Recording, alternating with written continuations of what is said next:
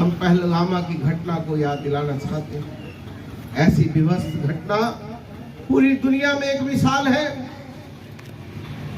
जो जात और धर्म के नाम पर आतंकवादियों ने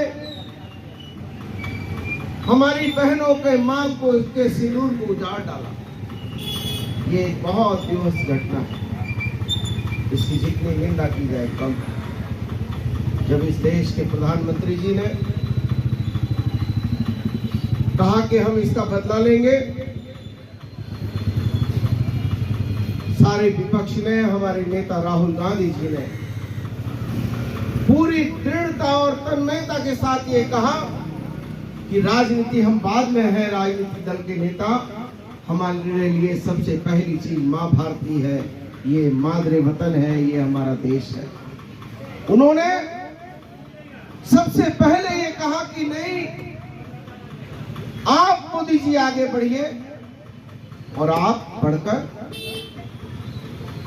जिन लोगों ने ये कुकृत्य किए हैं, उन कुकृत्यों को आप जो है उस पर जो आप निर्धारण करेंगे, उसके साथ पूरा वतन और पूरा विपक्ष चलेगा।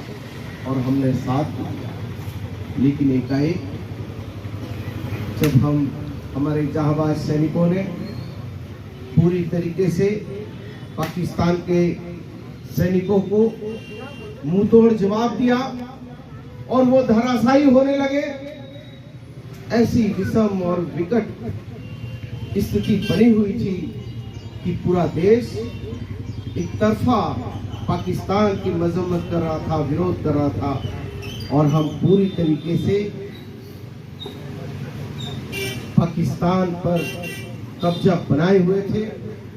और उस विषम और विपरीत परिस्थिति में हम बहुत मजबूती के साथ हिंदुस्तान का जाबाज सैनिक उनको मुंहतोड़ जवाब दे रहा था। लेकिन एकाएक ना जाने क्या हुआ कि जब हम जीत के कगार पर थे, जब हम एलओसी को अपने कब्जे में लेने की ओर थे, जब पाकिस्तान अधिकृत कश्मीर हमारे कदमों में आ जाता, हमको इंदिरा प्रियदर्शनी की याद आने लगी कि इंदिरा प्रियदर्शनी ने 1971 का जब युद्ध किया था और युद्ध में पाकिस्तान के पर कच्चे उड़ाने का काम किया, और लाख अमेरिका के बोलने के बावजूद भी इंदिरा जी ने बांग्लादेश को अलग कर दिया। लोगों के अंदर ये आशा विश्वास था कि इस बार पूरा देश एकजुट है और पक्ष विपक्ष एकजुट है और हमारे जांबाज सैनिक भी मुंहतोड़ जवाब दे रहे हैं, तो निश्चित तौर पर पाक अधिकृत कश्मीर हमारे कदमों में होगा, मां भारती में शामिल हो जाएगा। लेकिन एकाएक उसको रोक दिया गया। ये बड़े आश्चर्य की बात है। आज का दिन हमारे वीरों को शहादत देने का, वीरों के शहादत का दिन है, उनकी कुर्बानियों और उनके त्याग और तपस्या और बलिदानी का दिन है। हम इस पे बहुत राजनीतिक बात नहीं कर सकते हैं, लेकिन मन में वेदना पीड़ा होती है। तो जब वेदना पीड़ा होती है तो कुछ बातें आती हैं। लेकिन आज के दिन में मैं बहुत ज्यादा इसका व्याख्यान नहीं करना चाहता हूँ, लेकिन इतना जरूर कहूँगा कि आज भी हमारे सामने चुनौतियाँ हैं। आज भी हमारे जो है देश जो है, पूरी दुनिया के कई देश जो है कहीं न कहीं हिंदुस्तान के ऊपर अपनी आंख का कांटा हिंदुस्तान को समझते हैं। इसलिए वैसे देशों की चुनौती चेतावनियों के साथ हमको आंतरिक भी आत्माओं के त्याग, तपस्या, बलिदान, कुर्बानी का ये प्रतीक है। ये आजादी की लड़ाई न जाने हमारी कितनी माओं ने हंसते हंसते, हमारी माओं ने, हमारी बहनों ने अपने मांग के सिंदूर को पोंछ डाला। हंसते हंसते लोग सीने पर गोलियां खाने का काम किए हैं। हंसते हंसते लोगों ने फांसी के फंदों पर चढ़ने का काम किया है। यह आजादी की लड़ाई हमने किसी साधारण स्याही से नहीं, हमारे वीर सूफी संत महात्माओं की रक्त की बूंदों से लिखा है। और हम ये कहना चाहते हैं कि आज हम आजादी के इस जश्न को हम संकल्प के रूप में, उनकी शहादत और कुर्बानी के रूप में हमको देखना चाहिए। और हमको ये तय करना चाहिए कि आज भी हम हिंदू मुसलमान के नाम पर, सिख ईसाई के नाम पर, जैनी बौद्धिस्ट बनिया अगड़ा पिछड़ा के नाम पर एक दूसरे को अपमानित और प्रताड़ित करने का काम करते हैं। ये कहीं ना कहीं हमारे उन वीरों की गाथाओं को, उन महापुरुषों के त्याग और बलिदान पर आघात लगाने वाली बात होती है। मैं बहुत दिल की गहराइयों से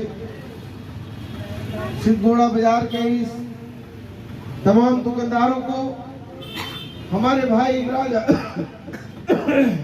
राजा राजपूत जी को, सलाउद्दीन भाई को और सभी लोगों को बहुत दिल की गहराइयों से आभार और धन्यवाद करने आया हूँ।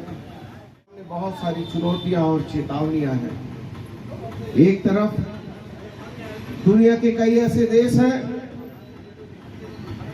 जो हिंदुस्तान को निशाना बनाकर समय समय पर हिंदुस्तान में आघात प्रतिघात करते हैं। अभी पिछले दिनों की जो घटनाएं हुई हैं, वो घटनाएं हमारे लिए काफी चिंता का विषय है। पहलगामा की जो घटना हुई, या उसके पहले पुलवामा की घटना, या उरी की घटना, या हमारे लाल किले पर हमला, या लोकसभा पर हमला, ये कई एक घटनाएं ऐसी हुई हैं जो इस देश के लिए, हम सबों के लिए चिंता का विषय है। एक तरफ जहां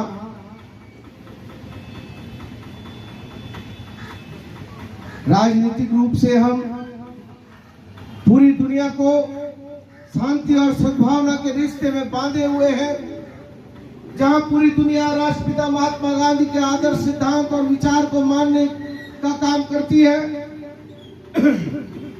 और पूरी दुनिया के सामने हिंदुस्तान पूरी दुनिया का सबसे बड़ा लोकतंत्र है, सबसे बड़ा लोकतंत्र का प्रहरी है। हम अपने आज के दिन में अपने राष्ट्रपिता महात्मा गांधी को भी श्रद्धांजलि देते हैं।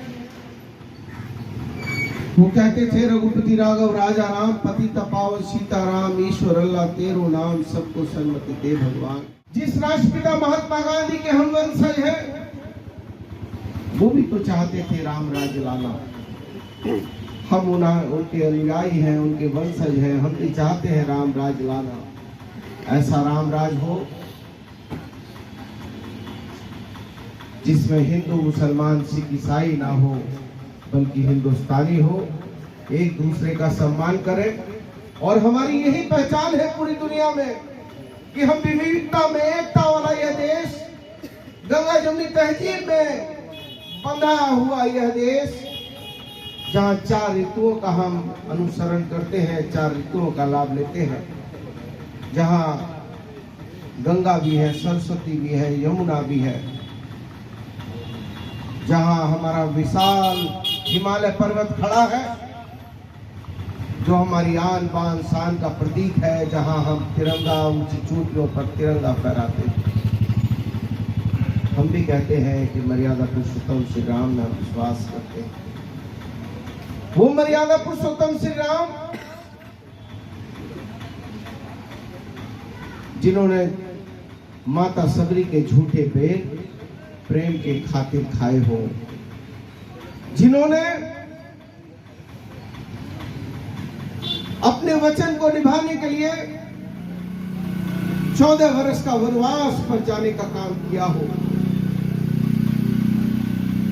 जिनको त्याग, तपस्या और पुरुषार्थ के हम प्रतीक के रूप में मानते हैं।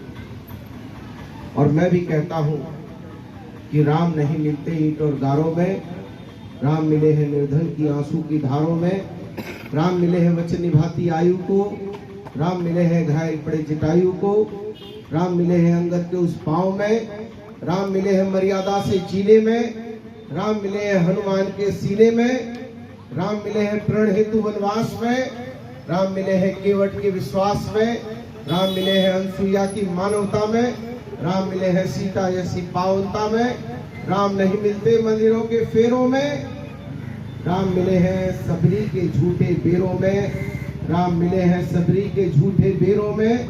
मैं भी सौगंध राम की खाता हूँ, मंदिर की कसम उठाता हूँ, मेरा पूरा भारत धर्म स्थान है और मेरा राम तो मेरा हिंदुस्तान है, मेरा राम तो मेरा हिंदुस्तान है।